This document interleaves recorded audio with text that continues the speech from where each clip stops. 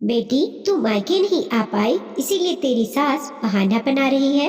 निधि, जल्दी से नीचे आओ, तुम्हारा फोन बज रहा है। निधि दौड़कर आती है। माँ का फोन था। निधि को और भी काम थे। थोड़ी देर बाद में बात करती हूँ, ये कहकर निधि अपने काम में लग गई। मनन का टिफिन बनाना था। उसके ऑफिस का समय हो रहा था। शिवम को भी स्कूल जाना था। सारा काम निपटा कर निधि ने माँ को फोन लगाया। आप मिली है तुझे फुर्सत?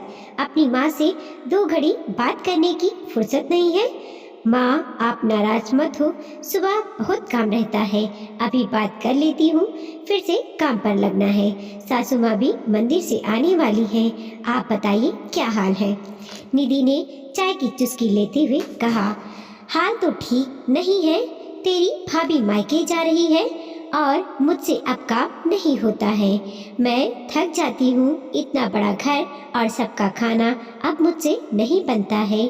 तू भी थोड़े दिनों के लिए आ जा, मेरा भी मन लग जाएगा। अपने बाबूजी से भी मिल लेना। शिवम की भी गर्मी की छुट्टियां हैं, वो भी तो ननिहाल आएगा।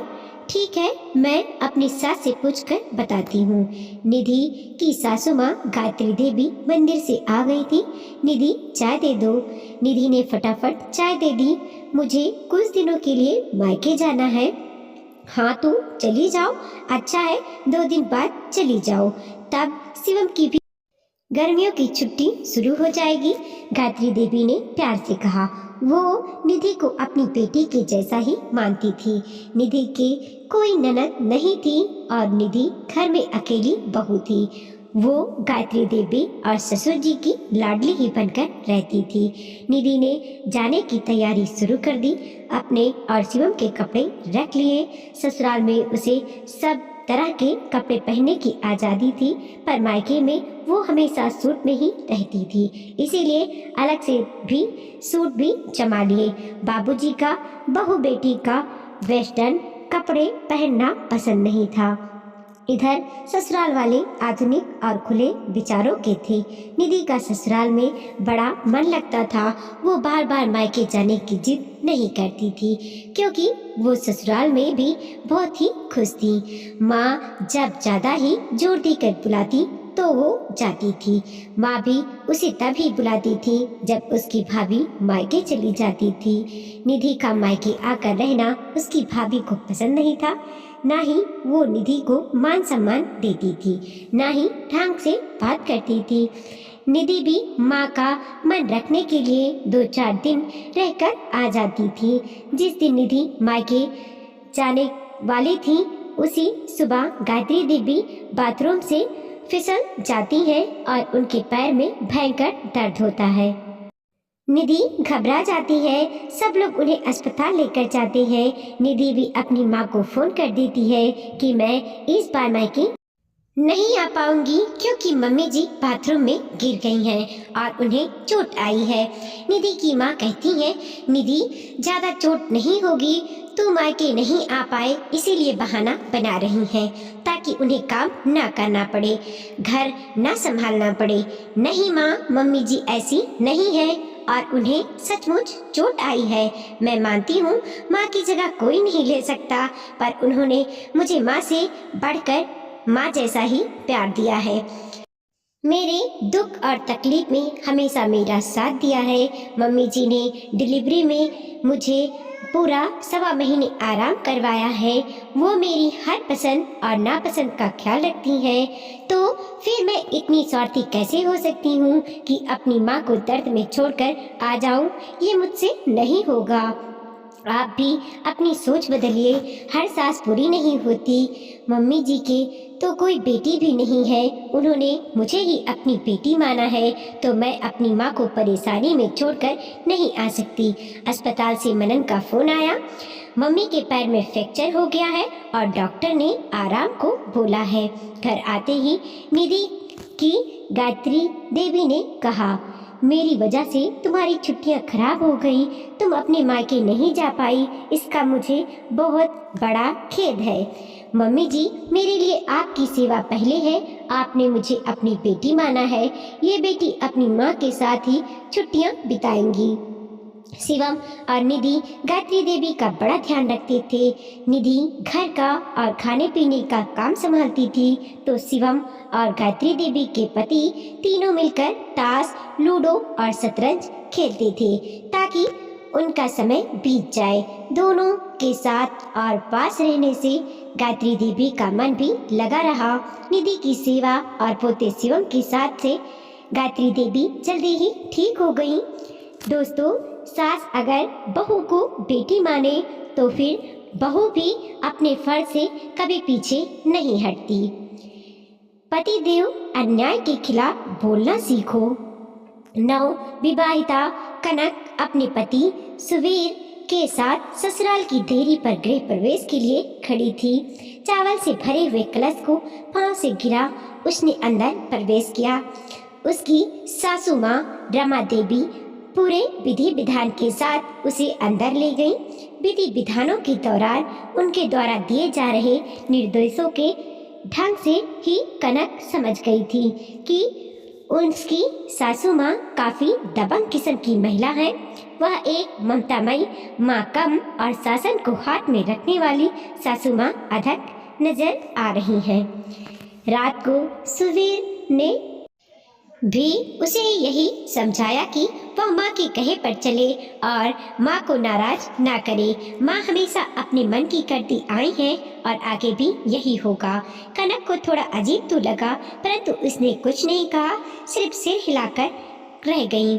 धीरे धीरे सारे रीति रिवाजों में एक हफ्ता बीत गया, मगर कनक पिछले कई दिनों से देख रही थी कि आंगन के उस तरफ एक और कमरा है जिसमें सिर्फ काम वाली कांताबाई जाती थी और थाल में खाना भी ले जाती थी और कोई भी उस कमरे की तरफ नहीं जाता था। उसने एक बार ननद मंजुला से पूछने की कोशिश की, तभी सास का कड़कता हुआ स्वर सुनाई दिया, कोई जरूरत नहीं है ज्यादा छानबीन करने की, अपना काम करो। सहम कर चुप हो गई कनक। अभी धीरे धीरे सारी मेहमान भी जा चुके थे। अब घर में सिर्फ उसके सास ससुर, ननद मंजुला, पति सुवीर और वह रह गए थे।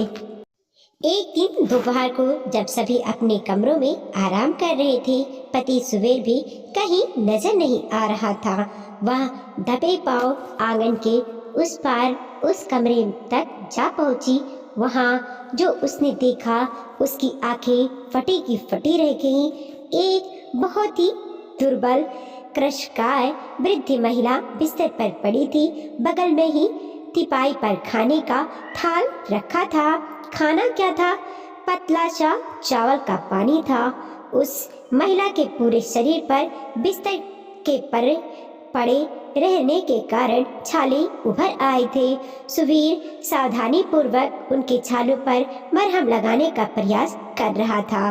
व्यथित स्वर में कनक ने पूछा, सुवीर कौन है यहाँ और इस हालत में क्यों है? सुवीर कुछ क्षण मौन रहा, फिर दबे स्वर में कहा, ये दादी है मेरी। कनक स्तंभित रह गई। फिर यह इस अवस्था में क्यों है और इधर अलग थलग इस कमरे में क्यों पड़ी है? क्योंकि दादी ने अभी तक गांव के खेतों वाली जमीन के कागजात पर हस्ताक्षर नहीं किए हैं। अच्छा हुआ कि नहीं किए। अगर उन्होंने कर दिए होते तो माँ तो उन्हें घर से बाहर ही निकाल देती। सुवीर ने झिझकते हुए कहा, तो तुम सब यह सब देख सुनकर भी चुप क्यों है? कुछ करते क्यों नहीं? क्या तुम्हें अच्छा लगता है दादी का इस हाल में होना? कनक का मन द्रवित हो गया। पिताजी ने उन्हें एक बार समझाने का प्रयास किया था, पर माँ ने आग बबूला होते हुए अपनी नाड़ी तक काट लेने की धमकी दे डाली। विवश हो हम सब बहुत बुरा लगता है दादी को इस हाल में देखकर। सुवीर का गला रुंधा गया। एक बार प्रयास तो करके देखो सब कुछ बदलने का। माँ कुछ नहीं करेंगी। ऐसे लोग अंदर से डरपोक होते हैं। वह सिर्फ भय दिखा रही है ताकि सब उनकी बात मान जाए। अन्याय का विरोध करना सीखो सुवीर। मैं दादी को अभी और इसी वक्त कमरे से बाहर ले जाऊंगी, तुम बाहर जाओ। मैं दादी का शरीर पोंछकर और कपड़े बदलकर उन्हें बाहर लाती हूँ। रमा देवी आराम करने के बाद उठी तो बैठक से हंसने बोलने की आवाज़ सुनकर उस तरफ आ पहुंची। वहां साफ सुथरे कपड़ों में दादी को बैठी देखकर ही उनका पारा 7वें आसमान पर जा पहुंचा। वह चीखते हुए बोली, किसकी हिम्मत हुई है इन्हें यहाँ लाने की? कनक ने शांत स्वर में कहा, इन्हें यहाँ लेकर मैं आई हूँ मम्मी जी। किससे पूछकर और किसकी अनुमति से? रमा देवी दहाड़ी, मम्मी जी मैं भी इस घर की बहू हूँ आपकी तरह। इस घर पर जितना अधिकार आपका है उतना ही मेरा भी है। मैं यह सब बातें आपसे नहीं करना चाहती थी, पर इस घर में जो कुछ भी अन्याय हो रहा था दादी के साथ, वह देखकर मुझसे रहा नहीं गया। अब दादी मेरे कमरे के बगल वाले कमरे में रहेंगी और पूरे अधिकार और सम्मान के साथ रहेंगी। इनका तिरस्कार अब और मैं सहन नहीं करूंगी। वह इस घर की असली मालकिन है और वही रहेंगी। अब आप मुझे इतना विवश ना करें कि मुझे कानून का सहारा लेना पड़े। शायद बात अब आपकी समझ में आ चुकी हो मम्मी जी। मैं आपका बहुत सम्मान करती हूँ और जीवन प्रयत्न करती रहूंगी और आपके प्रति अपने सारे कर्तव्यों का पालन भी करूंगी और आपसे भी यही अपेक्षा रखती हूँ कि आप भी अपने कर्तव्य दादी माँ के प्रति निभाएं। रमा देवी ने मुड़कर पति और सुवीर की तरफ देखा तो वो भी उनसे दृष्टि मिलाए दृढ़ खड़ी दिखाई दी। रमा देवी आवाज खड़ी तख्त पलट को देखती रह गईं। हम बहू को बहू वाला ही प्यार देंगे। बहन जी हमारी बेटी बहुत लाडली है, बस हम तो यही चाहते हैं यह जिस घर में जाए वहाँ इसके बेटी बनाकर रखा जाए। सीमा को देखने आए लड़के की माँ अनीता जी से शांति जी बोली, देखिए शांति जी, हमें सीमा बहुत पसंद है। हम इसे अपने घर की बहू बनाना चाहते हैं, पर माफ कीजिएगा बहू बेटी नहीं। अनीता जी बोली। लड़की पक्ष के सभी लोग हैरानी से एक दूसरे का मुंह देखने लगे। ये क्या कह रही है अनीता जी? जब अभी से ये बेटी और बहू में भेद कर रही हो तो शादी के बाद तो जाने क्या होगा। घर परिवार सुलझा हुआ आधुनिक सोच का था, इसीलिए अपनी लाडली बेटी के लिए रिश्ते की बात चलाई थी शांति जी और सचिन जी ने। पर क्या आपकी बेटी आपके प्यार से संतुष्ट नहीं है? क्या यहाँ इसे वो प्यार नहीं मिलता जो एक बेटी को मिलना चाहिए? सबके चेहरे पर सवालिया निशान देख अनीता जी ने सवाल किया। कैसी बात कर रही हैं बहन जी? हमारी बेटी को यहाँ बेटों की तरह पाला जाता है, बहुत ही लाड प्यार से। सचिन जी जरा से उखड़े लहजे में बोले, लाड प्यार तो ठीक है भाई साहब, पर लड़कों की तरह क्यों? पालना लड़कियों की तरह ही क्यों नहीं? क्या लड़कियां बेकार होती हैं? अनीता जी के पति राघव जी बोले। वो सचिन जी सकपका से गए। ऐसे सवाल की तो उन्हें उम्मीद ही नहीं थी। यही तो सुनते आए हैं वो कि हम तो अपनी बेटी को बेटों सा रखते हैं लाड में। पर आज राघव जी के सवाल ने सोचने पर मजबूर कर दिया, क्यों हम बेटियों को बेटियों की तरह ही नहीं पाल लाड प्यार दे सकते हैं? देखिए भाई साहब, हमारे घर में बेटा भी है बेटी भी है। बेटे को हमने बेटे जैसा प्यार दिया, बेटी को बेटी की तरह। अब बहू चाहते हैं एक जिसे हम बहू वाला लाड दे सके, क्योंकि हमारी नज़र में हर रिश्ते की अपनी जगह है घर में और हर रिश्ते का अपना वजूद। क्यों हम बहू को बेटी और बेटी को बेटे सा प्यार दें? क्यों नहीं बहू को बहू वाला, बेटी को बेटी वाला प्यार दे, क्योंकि बेटी भी प्यारी होती है और बहू भी। अनीता जी ने सीमा के गालों पर हाथ फेरते हुए कहा, सच में बहन जी, आपने कितनी अच्छी बात कही जो आज तक हमारे दिमाग में नहीं आई। हर रिश्ते का अपना वजूद है, हर रिश्ते की अपनी जगह है, सचिन जी बोले। बिल्कुल भाई साहब, वैसे भी अगर ये शादी होती है तो शादी के बाद भी आप अपनी बेटी को बेटी वाला प्यार दीजिएगा, हम बहू वाला। क्यों, सही कहा ना? राघव जी हंसते हुए बोले। बिल्कुल भाई साहब, अगर रिजुल लड़का बेटे को अगर सीमा पसंद हो और सीमा को रिजुल, तो बात आगे बढ़ाई जाए, क्योंकि हमें तो आपका परिवार और आपकी सोच दोनों ही बहुत अच्छी लगी। इस नए साल के साथ हम नई शुरुआत करेंगे और अपने बेटे के लिए भी बहू लाएंगे और उसे बहुत सा ही लाड प्यार देंगे। शांति जी बोली, क्यों बेटा रिजुल, तुम सीमा से अकेले में बात करना चाहो तो कर सकते हो, आखिर जिंदगी तुम लोगों को साथ में बितानी है। अनीता जी बेटे से बोली, मम्मी मुझे सीमा पसंद है, बाकी आपका और अंकल आंटी का जो फैसला हो मंजूर है मुझे, बस आप लोग सीमा से पूछ लीजिए। रिजुल साल सीलिंता से बोला। सीमा ने भी फैसला माँ बाप पर छोड़ा और दोनों परिवारों की रजामंदी से दोनों को एक अटूट रिश्ते में बांध दिया गया, रोका की रस्म करके।